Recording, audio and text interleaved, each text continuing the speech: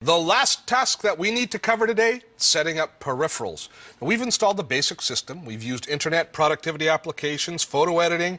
We've found our way through the whole process of installing new applications. And now, at last, we need to add peripherals like printers. So we went out and dropped about $129 on this here HP OfficeJet 4315 all-in-one, which is a nice complimentary little all-in-one multifunction device. So I did a little bit of research before we chose this printer to make sure there were Linux drivers available.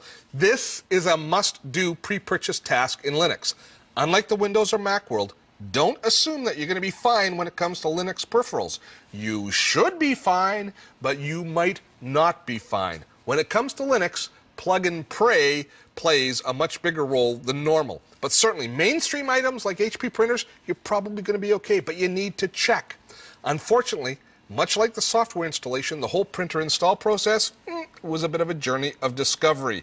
It was not immediately evident how to do it. I'll show you that in a moment, but first let me show you how to check to see if Linux drivers are available for your printer. And you can do a Google search for Linux printer drivers. It'll probably bring you to a site like the Free Standards Group. And if we look here, they talk a lot about open printing. And it'll tell you they have an actual database of different printers that are available. They have a printer listing page here.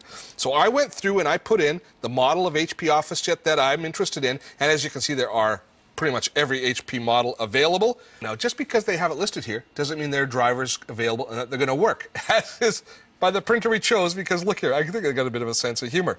It works mostly.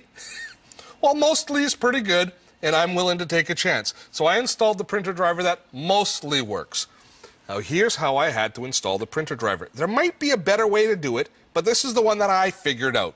You go into the system and go into System Configuration, which brings us into all the settings for all the different hardware pieces of the system. Once I was in there, I chose Peripherals, and in the Peripherals, this is where we do things like set up our digital camera, our display. We can also set up our printers in here. There I went and I could add a printer, and from here on, it's pretty much just a wizard that walks you through, allowing you to choose the correct printer driver. Now, I didn't find an exact driver for this model, but I found a close one. I installed it, and it works just fine. Let's see, go into our word processor, select print, and we'll let it print just to prove to you that indeed I've got a printer printing in Linux. And it looks like we made it. We've got Linux up and running, and we do have a few scars to prove that we took the journey. So what did I like and what didn't I like about this whole project? Well, first up, the positives. I love the value of being able to take a doorstop and return it to useful life. If you add up all the costs of doing this in Windows, you'd probably be looking at a system that's worth about $1,000. If you add up the price of a cheap Windows PC, add in Office and a photo editor, then install a printer, it's going to be about $1,000. Our bill? About $130, because that's how much the printer cost. Everything else was free. The computer was free and all the software is free. I liked the internet connectivity and tools, thumbs up on them, and I was satisfied with the Office applications. I'm okay with most of the media stuff, but where Linux fell short, obviously, system modification, adding new applications. It's just too confusing the first time through. Good news is, if you can get through it the first time, installing software a second or third time is easy. However, I fear some people will be stumped on the first go-round and never succeed.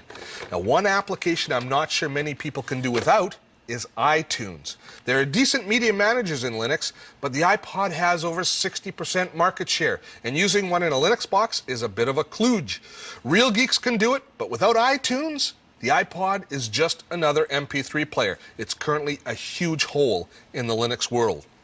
Overall, though, Linux has really come a long way.